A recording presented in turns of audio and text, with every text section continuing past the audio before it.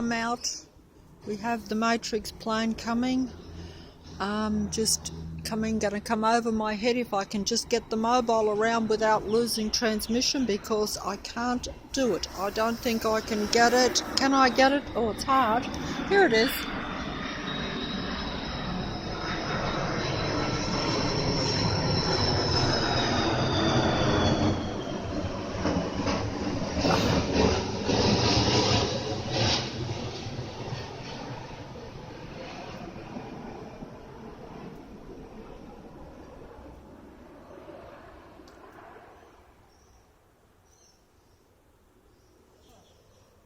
Oh dear, that was hard. Hard for me to hold my arm up because it was over my head, and it's very hard. And I've got it in one hand. I can't manage this mobile very well. Oh, that's the dog barking too. Oh dear. He's already done his business, which is why I came out here as much as to see what the Matrix was offering. 3 neighbours have already been out. But unfortunately I lost transmission, so I had to start again. And then the plane just come over when I pressed the mobile on again. So there you go. This is like very early morning, as you can see, in a very murky morning. It may rain. Unfortunately, the pigeons were all around, but you've missed those too because the transmission went off the mobile. So that's the way it goes.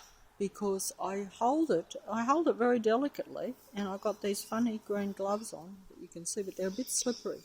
They're no good, but they were all I could buy. The dog's barking, but he just did his business, but I don't want to go back in there because it smells horrible, because I tried to clean it up as best I could. But the dog's incapacitated now. There's a few pigeons. The dog can't move its back legs. So the Matrix has decided that the dog's use, and when I think of all the uses that the Matrix and its people or its beings have done with the dog, I find that amazing.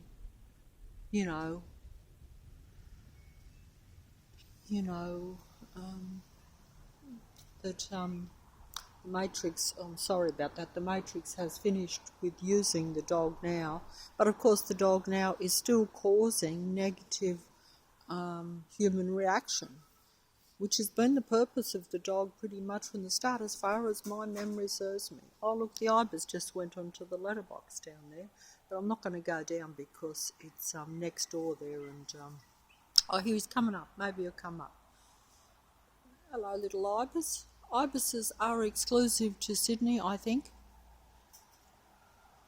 And he's looking a little bit bedraggled today because yesterday was so wet. We've had a couple of days of really quite wet weather, and it's been very changeable too. Very hot and cold, shall we say. I'll just try and get him if I can. It's not as... Some of them are slightly bigger, but he's interesting, that one too, because he's got white on his feet, which I'm coming too far out into the Matrix street with the mobile. I'm not keen on doing that. I know that everyone else walks around the street with a mobile, but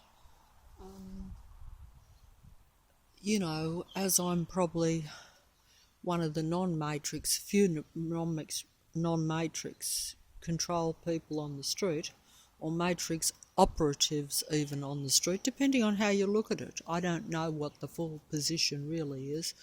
I would imagine it's, to me it's control, because, they do what they're directed to by the Matrix technology.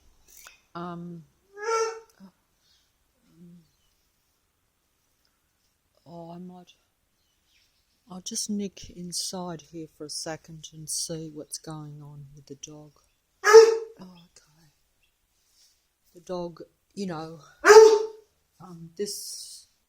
I'm not going to even talk about the dog. You all right, Simba? What's the matter?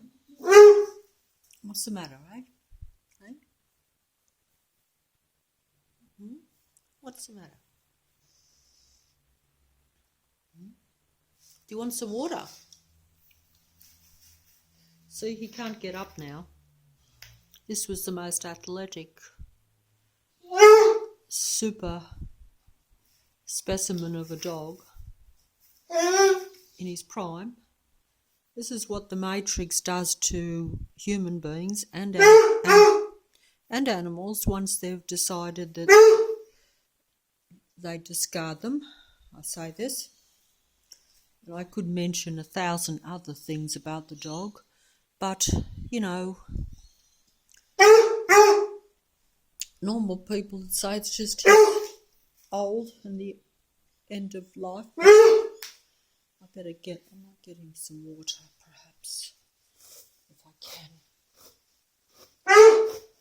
All right, Simba.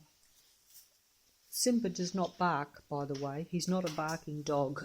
He's only barking now because he's distressed, because he's never barked almost his entire life, which is unusual for him, but basically he never did. I thought that was his redeeming point, if anything, because I'm obviously... There, you want the water? Have a drink. Have a drink. There you go. Have a drink.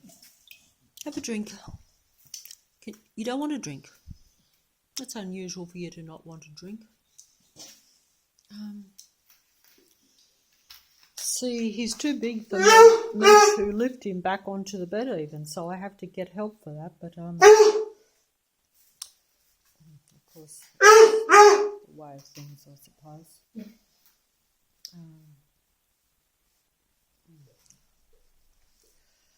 Doesn't make me look too good for the video either, does it really? But that, of course, is Matrix stuff too. You know, like all this is just a set-up reality, and, you know, animals are used to distress humans, cause problems. Matrix people are fine with using animals too, by the way.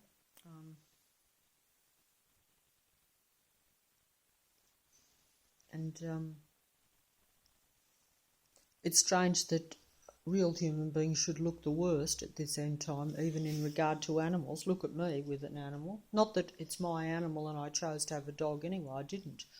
But it is interesting that most of the animals that I have dealt with, there's always come to a sticky end or something unfortunate. Whereas Matrix people, who basically more of the psychopathy of narcissism, shall we say, don't actually have feelings towards any life. But, you know, that's the reality, is that, you know, we are in a matrix, so technologically controlled beings. I don't know what you want, Simba. I can't help you. I can't make your legs work. It wasn't me that made them not work, you know.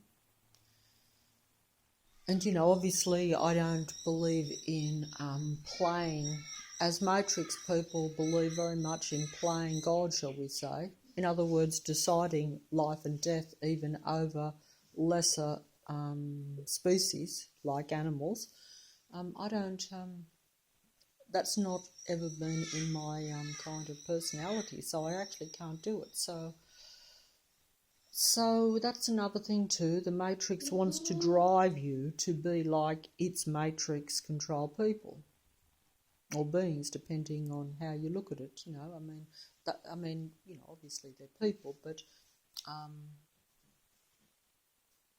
I think if you're controlled by technology, you know, you're different to a real human being. That's just my own view. But, you know, to some extent, I suppose we're all controlled a bit by it, because it's...